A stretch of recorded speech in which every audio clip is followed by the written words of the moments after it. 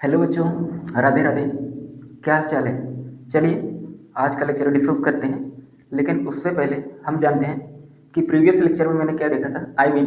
Lecture number 3 में मैंने क्या सीखा था कि सेट क्या होते हैं, टाइप्स ऑफ सेट क्या होते हैं, सबसेट क्या होते हैं, यूनिवर्सल सेट क्या होता है, पावर सेट क्या होता है, पावर सेट की कार्डिनलिटी क्या होती है। ठीक है, मैंने इतना डिस्कस कर लिया था। तो आज का लेक्चर नंबर 4 स्टार्ट करने जा रहे हैं हम। और ये देखें, मेरा यूट्यूब चैनल यूनिवर्सल मैथ गुरु में आपका स्वागत है। और इस चैनल को प्लीज़ आप लोग शेयर एंड सब्सक्राइब करिए एंड अपने दोस्तों को भी शेयर करिए। ठीक है, देखिए IIT जैन 2027 का बैच स्टार्ट हो चुका है और आपका पहला टॉपिक चल रहा है रियल एनालिसिस का। रियल एनालिसिस आज का लेक्चर नंबर 4 है और लेक्चर नंबर 3 मैंने डिस्कस कर लिया था कल की क्लास में। देखिए आज क्या पढ़ने वाले हैं हम। आज हम जानने वाले हैं कि सेट को किस फॉर्म में रिप्रेजेंट करते हैं। देखिए यहाँ पे दो फॉर्म होते हैं। एक आपका होता है सेट रोस्टर फॉर्म, ठीक है, और दूसरा क्या होता है सेट बिल्डर फॉर्म। ठीक है, तो हम सबसे पहले जानते हैं कि सेट क्या होता है। देखिए मैंने लेक्चर नंबर 3 में डिस्कस किया था कि सेट क्या होता है। Well defined collection of object को हम क्या बोलते हैं, सेट बोलते हैं। और मैंने एग्जाम्पल भी देखा था। चलिए अब हम डिस्कस करेंगे सेट रोस्टर फॉर्म क्या होता है। ठीक है, पहले हम एग्जाम्पल देखते हैं। देखिए पिछली क्लास में हमने इसको पढ़ रखा है।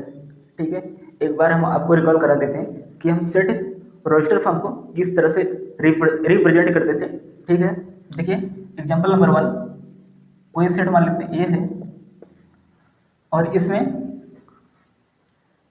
इवन नंबर लेस देन 8 हमें लिखना है। ठीक है, इनके एलिमेंट्स को हमें लिखना है। ठीक है, इवन नंबर लेस देन 10। ठीक है, तो 2 4 6 8 ये क्या है, इवन नंबर है। 2 4 6 8 10 मैंने क्यों नहीं लिया, क्योंकि मैंने बोला इवन नंबर लेस देन 10, तो 10 से थोड़ा पीछे आएंगे तो क्या आएगा 8 आएगा। ठीक है, 9 क्या है ऑड है हमारा। ठीक है, तो ये सेट रोस्टर फॉर्म है। देखिए हम इसको ऐसे भी लिख सकते थे 2 4 6 8, लेकिन मैंने एक आपको आइडिया दे दिया ये क्या है, इवन नंबर लेस देन 10। ठीक है, इतना क्लियर। अब चलते हैं दूसरा सेट, दूसरा एग्जाम्पल। सेट कोई मान लेते हैं बी है और 1 2 3 4 5 6 ए कोई सेट बी है और इसमें 1 से लेकर 6 तक टोटल 6 एलिमेंट है। 1 2 3 4 5 6। ठीक है सर, क्लियर है। और हम इसी को क्या बोलते हैं, सेट रोस्टर फॉर्म बोलते हैं। ठीक है सर, इतना आपका क्लियर होगा। तो देखिए आपका पहला सेट रोस्टर फॉर्म क्लियर हो गया है। एक बार हम फिर से चर्चा कर देते हैं सेट रोस्टर फॉर्म क्या होता है।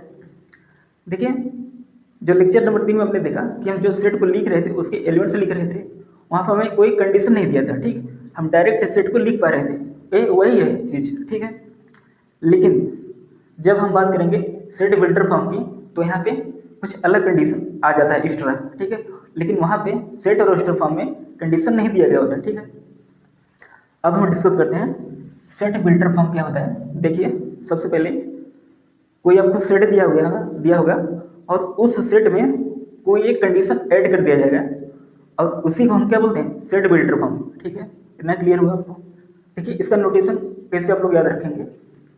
कोई सेट ए है और इस सेट के अंदर देखिए कोई एलिमेंट एक्स है और उस एलिमेंट एक्स पर कोई कंडीशन लगा दिया है। ठीक है, कंडीशन ऑन एक्स मतलब एक्स पर कंडीशन लगा दिया। ठीक है, और हाँ वो वाली एक्स नहीं ठीक है, ए पर कंडीशन लगा दिया है, मतलब कोई सेट ए दिया था और सेट में कोई एलिमेंट एक्स है जिस पर कंडीशन लगा हुआ है। ठीक है, इसको हम नोटेशन बोलते हैं। ठीक है, ए लिखने का तरीका है मतलब याद करने का। ठीक है, इसको हम इस तरह से रिप्रेजेंट करते हैं। ठीक है, इवन नंबर लेस देन 10। देखिए पहला एग्जाम्पल है इवन नंबर लेस देन 10। ठीक है, अभी मैंने जो बोला वहाँ सेट ए में मैंने डायरेक्ट इसको लिखा था, लेकिन अब इवन नंबर लेस देन 10 दिया गया है, एग्जाम्पल नंबर 1 है और हम इसी को इस फॉर्म में कन्वर्ट करेंगे। ठीक है, तो इवन नंबर लेस देन 10 मतलब 2 4 6 8। ठीक है, देखिए कंडीशन क्या दिया गया था, इवन नंबर लेस देन 10, ठीक है। कंडीशन में ये दे रखा था कि इवन नंबर तो होगा, ये तो फिक्स है, ठीक है, क्योंकि आप बोला गया है इवन नंबर, तो ये तो फिक्स है कि इवन नंबर होगा, ठीक है। अच्छा सर ठीक है, अब बोला जा रहा है कि लेस देन 10 मतलब 10 से छोटा था, ठीक है। इवन नंबर लेस देन 10 मतलब 10 से छोटा होना चाहिए और इवन होना चाहिए, ठीक है। और हाँ, कुछ लोग ये सोच रहे हैं कि ओनली पॉजिटिव लेंगे, नेगेटिव नहीं ले सकते। देखिए नेगेटिव नहीं ले सकते, ठीक है। अभी हम डिस्कस करेंगे नेक्स्ट क्लास में नेगेटिव क्यों नहीं लेते हैं, ठीक है। देखिए इवन नंबर लेस देन 10 मतलब 10 से छोटा होना चाहिए और इवन नंबर होना चाहिए, ठीक है। तो 2 4 6 8, ठीक है। तो ये आपका एग्जाम्पल नंबर 1 क्लियर हुआ, ठीक है। देखिए अब बोला जा रहा है दूसरा example, natural number less than 7 मतलब नेचुरल नंबर होना चाहिए और लेस देन 7 मतलब 7 से कम होना चाहिए। देखिए सबसे पहले जानते हैं नेचुरल नंबर क्या होता है। देखिए नेचुरल नंबर मतलब जो 1 से स्टार्ट हो, ठीक है, 1 2 3 4 5 6 7 8 अप टू इनफाइनाइट तक, ठीक है। और हाँ, सेट ऑफ नेचुरल नंबर जो होता है वो इनफाइनाइट सेट होता है। इनफाइनाइट सेट में काउंटेबल इनफाइनाइट सेट होता है, जो कि हम काउंटेबल सेट जब स्टार्ट करेंगे तब हम डिस्कस करेंगे कि काउंटेबल सेट क्या होता है, ठीक है। फिलहाल अभी के लिए जान लीजिए set of natural number countable infinite होता है, ठीक है। देखिए एग्जाम्पल नंबर 2 हम डिस्कस कर रहे हैं, natural number less than 10 sorry natural number less than 7 मतलब 7 से छोटा है और नेचुरल नंबर 1 से स्टार्ट होता है, सो 1 से लेकर 6 तक एलिमेंट्स हम लिखेंगे, ठीक है। 1 2 3 4 5 6, ठीक है सर, क्लियर हुआ, बहुत बढ़िया सर। देखिए अब नेक्स्ट एग्जाम्पल है, एग्जाम्पल नंबर 3 हम डिस्कस करेंगे इंटीजर्स, ठीक है, इंटीजर्स सर, ठीक है सर, बिटवीन -3 एंड 3 मतलब -3 एंड 3 के बीच में हमें एलिमेंट्स को हमें लिखना है, मतलब उन्हें रिप्रेजेंट करना है, ठीक है। ये हमें कंडीशन दिया हुआ है, ठीक है। देखिए ये जितने भी लैंग्वेजेस में लिखे जा रहे हैं वो सब क्या है, कंडीशन दिया गया है और हम उसको एक सेट में कन्वर्ट करके लिखेंगे, उसको उस सेट के अंदर हम एलिमेंट्स को लिखेंगे कंडीशन के अनुसार, ठीक है, कंडीशन के अकॉर्डिंग, ठीक है। इंटीजर्स बिटवीन -3 एंड 3, ठीक है, इंटीजर्स -3 एंड 3 के बीच में हमें लिखना है, तो क्या आ जाएगा -2 -1 0 1 2, ठीक है, इतना क्लियर हुआ। देखिए इंटीजर्स का सेट क्या होता है, देखिए यहाँ पे थोड़ा सा हम डिस्कस कर लेते हैं। अपने क्लास 8th में नंबर लाइन रूल पढ़ा होगा रियल नंबर के लिए, रियल नंबर लाइन सिस्टम जिसको बोलते हैं। यहाँ पे डिस्कस करते हैं थोड़ा सा। देखिए कोई नंबर लाइन है और यहाँ पे एलिमेंट देखिए, यहाँ पे पहले शून्य आता है 1 2 3 अप टू 1 यहाँ तक। देखिए इसके राइट साइड में ये है और इसके लेफ्ट साइड में ठीक इसका निगेटिव, देखिए 1 का निगेटिव क्या होगा -1, ठीक है। ये जीरो है, ये न्यूट्रल है, ठीक है। जीरो मतलब न्यूट्रल क्यों है, क्योंकि ना तो ये पॉजिटिव है ना तो ये निगेटिव है, ठीक है सर, इसलिए जीरो को हम क्या बोलते हैं, न्यूट्रल, ठीक है।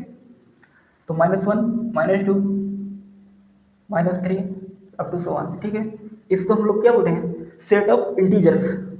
एक किसका कलेक्शन है, सेट ऑफ इंटीजर्स का ये क्या है, कलेक्शन है, ठीक है। तो ठीक है सर, और मैंने कोई सेट सी मान रखा है और कंडीशन क्या दिया था, इंटीजर्स बिटवीन -3 एंड 3, तो मैंने इसको लिख लिया। और -3 एंड 3 क्यों नहीं लिया, देखिए मैंने -3 एंड 3 को क्यों नहीं लिया, क्योंकि इसके बिटवीन बोला जा रहा है, ठीक है, इसके बीच में बोला जा रहा है। तो -3 एंड 3 के बीच में -2 -1 0 1 2 आएगा, ठीक है, -2 -1 0 1 2, ठीक है सर, इतना आपका क्लियर होगा, ठीक है। एग्जाम्पल 1 2 3 आपका क्लियर हो गया, ठीक है सर। देखिए प्लीज़ चैनल को सब्सक्राइब करिए एंड शेयर करिए सभी फ्रेंड्स को अपने। देखिए चलते हैं अब ऑपरेशन ऑन सेट्स, ठीक है। ऑपरेशन ऑन सेट्स जानने से पहले हम जानते हैं कि यूनियन क्या होता है, ठीक है। हालांकि ये उसी का टॉपिक है यूनियन, ऑपरेशन ऑन सेट्स। चलिए हम डिस्कस करते हैं ऑपरेशन ऑन सेट्स क्या होता है। देखिए पहला क्या है आपका, यूनियन है, ठीक है। मतलब देखिए यहाँ पे दो सेट, दो से ज़्यादा भी हो सकता है, ठीक है। अभी हम दो कंसिडर करके चल रहे हैं, ठीक है। मान लेते हैं ए यूनियन बी, ठीक है। हमारे पास सेट ए और सेट बी दे रखा है, हमें उसका यूनियन निकालना है। ठीक है, कैसे निकालेंगे अब थोड़ा डिस्कस करते हैं एग्जाम्पल से। देखिए यहाँ पे आइए, एग्जाम्पल यहाँ पे दिया गया है, if A equal to 1 2 3 and B equal 1 2 3 and 4। ठीक है, तो ए यूनियन बी क्या होगा हमारा, मतलब सबको क्या करेंगे, मिला देंगे। ठीक है, मिलाने के बाद कोई एलिमेंट क्या होगा, रिपीट नहीं होना चाहिए। ठीक है, तो हम इसको क्या बोलेंगे, ए यूनियन बी बोलेंगे। ठीक है, चलिए ए यूनियन बी लिखते हैं। तो सबसे पहले 1 2 3। ठीक है, तो देखिए बी में भी 1 2 3 है। ठीक है, कोई दिक्कत नहीं, अब इसको 4 लिख लिया। देखिए ए यूनियन बी मतलब दोनों सेट को मिला दिया जाए। ठीक है, और कोई भी एलिमेंट्स रिपीट नहीं होना चाहिए। ठीक है, तो उसको हम क्या बोलेंगे, ए यूनियन बी बोलेंगे, ए यूनियन बी। ठीक है, क्लियर, 1 2 3 4। ठीक है, देखिए अब हम डिस्कस करते हैं इंटरसेक्शन क्या होता है, ए इंटरसेक्शन में। देखिए जैसे मैंने अभी ए यूनियन बी निकाला, अब उसी के आगे क्या है, इंटरसेक्शन है।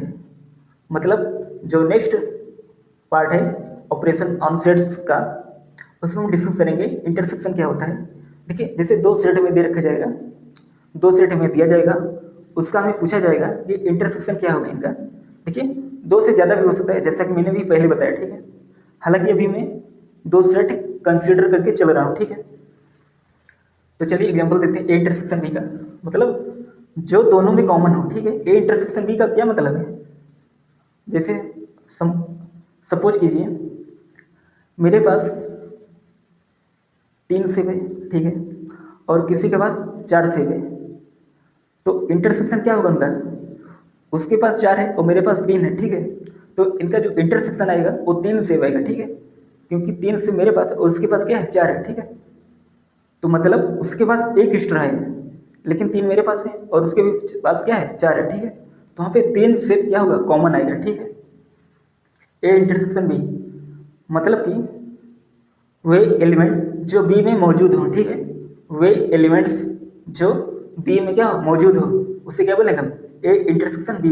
मतलब इसमें भी वो एलिमेंट्स होना चाहिए और इसमें भी। जैसे देखिए सेट ए में 1 2 3 और सेट बी में 1 2 3 दिया है। ठीक है, अब इसका इंटरसेक्शन करते हैं, मतलब जो दोनों में कॉमन है। देखिए 1 2 3 और 1 2 3 दोनों में कॉमन है। ठीक है सर, तो इसका ए इंटरसेक्शन भी क्या आ जाएगा, 1 2 3। ठीक है सर, इतना क्लियर हुआ आपका। चलिए अब हम डिस्कस करते हैं डिफरेंस क्या होता है। देखिए IIT जैम 2027 बैच है, मैथमेटिक्स है। यहाँ पे सिर्फ आपको मैथमेटिक्स पढ़ाया जाएगा, वो भी IIT जैम का। ठीक है, रियल एनालिसिस लेक्चर नंबर 4 आज हम डिस्कस कर रहे हैं।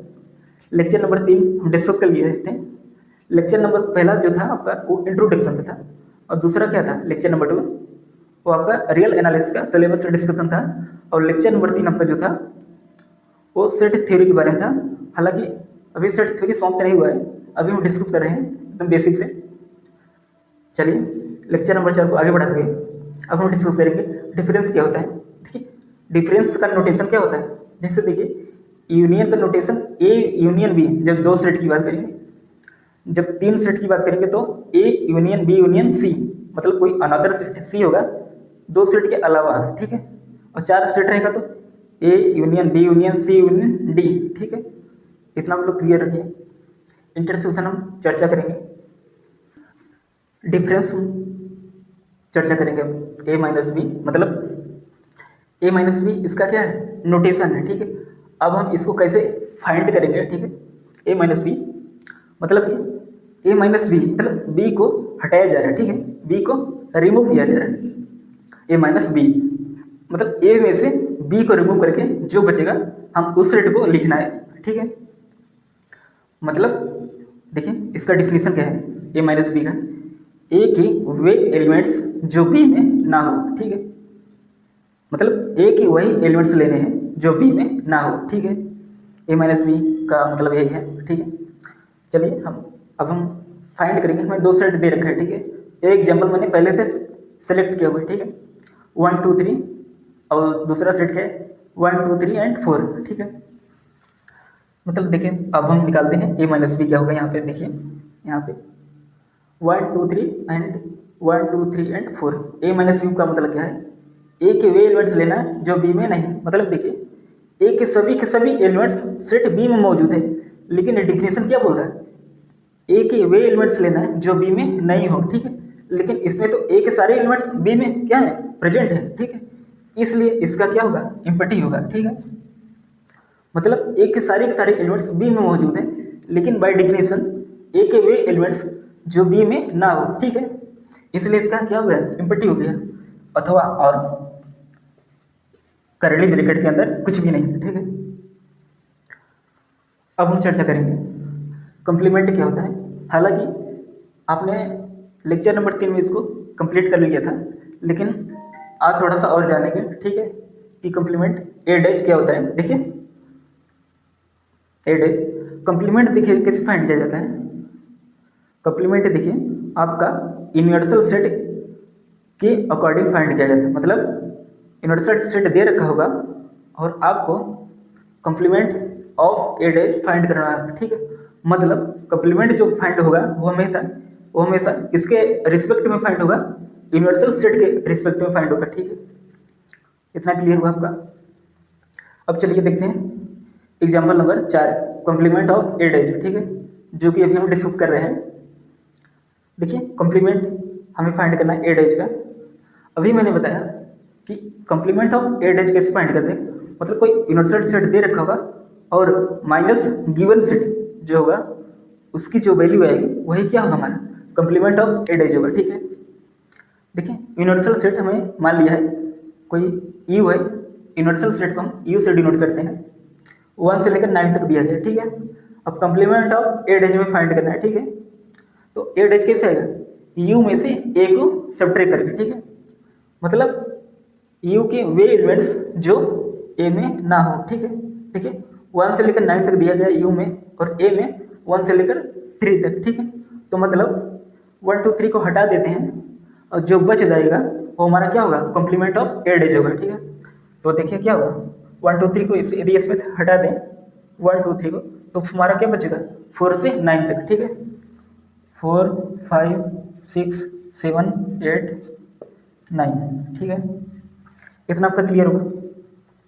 अब देखिए कोई सेट बी दे रखा है, देखिए हम इसका भी फाइंड करेंगे कि बी डैश क्या होगा। ठीक है, मतलब कि हमारा सेट जो बी दे रखा है उसका हमें कंप्लीमेंट निकालना है, I mean B dash find करना है। देखिए कैसे निकालेंगे, बी डैश यू में से बी को सब्ट्रैक्ट करके जो बचेगा वो आपका क्या होगा, कंप्लीमेंट ऑफ बी डैश होगा। ठीक है, सॉरी कंप्लीमेंट ऑफ बी होगा, और कंप्लीमेंट ऑफ बी को बी डैश बोलते हैं। ठीक है, उसी तरह कंप्लीमेंट ऑफ ए को ए डैश बोलते हैं। ठीक है, यदि मान लेते हैं कोई सेट, यदि तीसरा सेट सी आ जाता है तो कंप्लीमेंट ऑफ सी को क्या बोलेंगे, सी डैश बोलेंगे। ठीक है, ये आपका क्या होगा, क्लियर होगा। अब मतलब चलिए अब बी डैश फाइंड करते हैं, यू में से बी को हटा दिया। ठीक है, बी को यदि मैंने हटा दिया 1 से लेकर 4 तक, तो 5 से लेकर 9 तक जो आएगा वो हमारा क्या होगा, बी डैश होगा। 5 6 7 8 9। ठीक है, ये आपका क्या आ गया, बी डैश आ गया। ठीक है, और ए डैश आ गया। ठीक है, यदि मान लेते हैं कोई तीसरा सेट, यदि मान लेते हैं, चलिए यहाँ पे लिख देते हैं नीचे सी इक्वल टू 1 4 5। ठीक है, अब हमें इसका सी डैश फाइंड करना है। ठीक है, सी डैश फाइंड करना है, मतलब यू में से सी को हटा के। ठीक है, यू में से सी को हटा के, मतलब यू में से सी क्या दिया, 1 4 5 को हटा के, एलिमेंट्स को हटा के जो बचेगा वो हमारा क्या होगा, सी डैश होगा। मतलब complement of C is E dash, sorry C dash.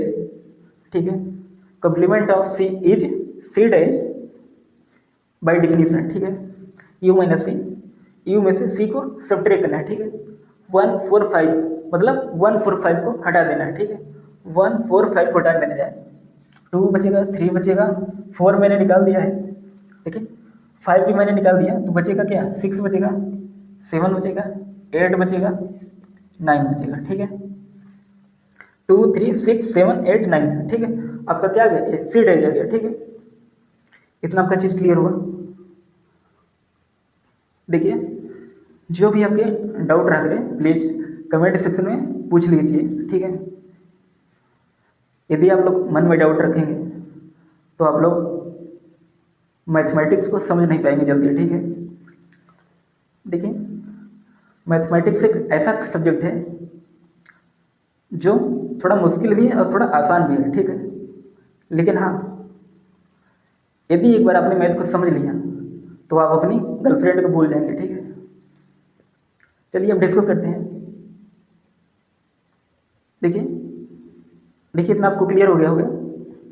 A days, B days, C days कैसे मैंने फाइंड किया वहाँ पे लिखा है। ठीक है,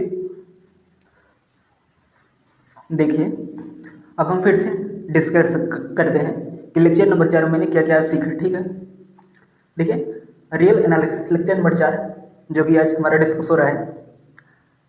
टॉपिक क्या था हमारा, सेट थ्योरी भी चल रहा है। ठीक है, तो मैंने देखा सेट को दो फॉर्म में रिप्रेजेंट कर सकते हैं। ठीक है, पहला आपका देखा आपने सेट और रोस्टर फॉर्म, जिसको हम डायरेक्ट लिखते हैं। ठीक है, और सेट बिल्डर फॉर्म क्या होता है, मतलब कोई सेट में दिया गया होगा और कोई एलिमेंट्स मान लेते हैं एक्स होगा और उस एलिमेंट्स एक्स पर कोई एक्स्ट्रा कंडीशन दे रखा होगा।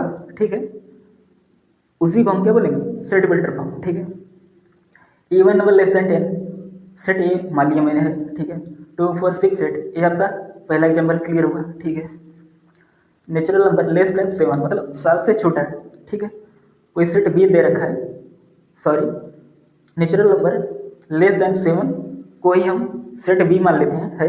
अब हम इसको बिल्डर फॉर्म से सीधा रोस्टर फॉर्म में लिखेंगे। ठीक है, ये हमारा सेट बिल्डर फॉर्म है और ये हमारा जो सेट है रोस्टर फॉर्म में। ठीक है, इतना चीज़ क्लियर हुआ।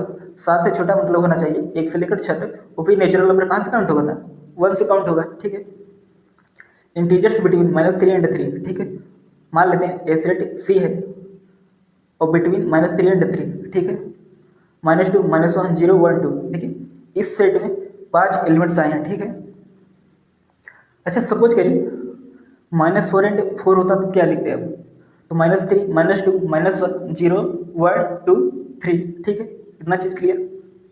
देखिए, अब इसके आगे क्या है, operation on sets.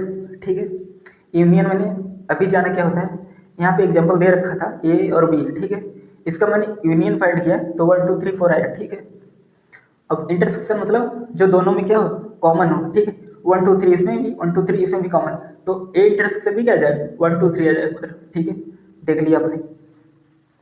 A minus B, देखिए इसमें थोड़ा कन्फ्यूजन है बच्चों को। ए माइनस बी मतलब ए के वे एलिमेंट्स लेना है जो बी में नहीं है। ठीक है, लेकिन मैंने देखा कि सर 1 2 3 जो है उस सेट बी में तो है, लेकिन बाय डेफिनेशन क्या बोलता है, सेट ए के वे एलिमेंट्स जो बी में ना हो। ठीक है, तो ए माइनस बी हमको उसको बोलेंगे। ठीक है, मतलब ए के वे एलिमेंट्स जो बी में ना हो। ठीक है, तो उसको हम ए माइनस बी बोलेंगे। लेकिन मैंने देखा 1 2 3 सेट बी में है। ठीक है, लेकिन बाय डेफिनेशन उसे नहीं होना चाहिए, तो इसलिए मैंने इम्पटी सेट को लिया है। ठीक है, अथवा नल सेट जिसको हम लोग बोलते हैं। कल की क्लास में आपने देखा होगा लेक्चर नंबर 3 में इम्पटी सेट को ही नल सेट बोलते हैं। ठीक है, नल कौन सा, हैंडपम्प वाला नहीं।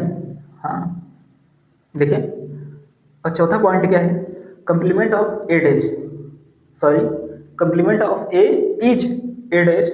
ठीक है, complement of A is A days मतलब कंप्लीमेंट ऑफ ए को हम क्या बोलेंगे, ए डेज बोलेंगे। ठीक है, तो ए डेज कब आएगा, जब हमें सबसे पहले हमें यूनिवर्सल सेट एक दिया जाएगा।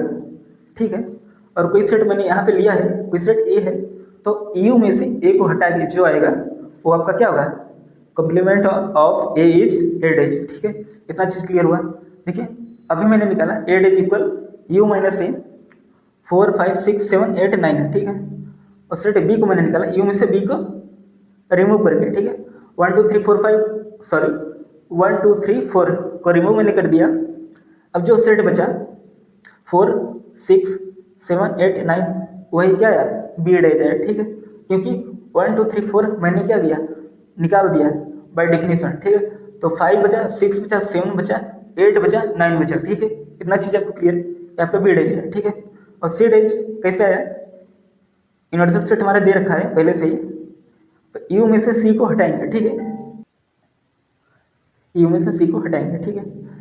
देखिए 1 4 5 को यदि मैंने हटा दिया जाए तो 2 3 6 7 8 9 ये क्या होगा आपका सी डैश होगा, मतलब कॉम्प्लीमेंट ऑफ सी होगा, और कॉम्प्लीमेंट ऑफ सी को ही हम सी डैश बोलते हैं, ठीक है। चलिए आज का लेक्चर यहीं पे एंड करते हैं। तो बताइएगा आज का लेक्चर कैसा लगा, आई होप आज के लेक्चर मजा आया होगा, ठीक है।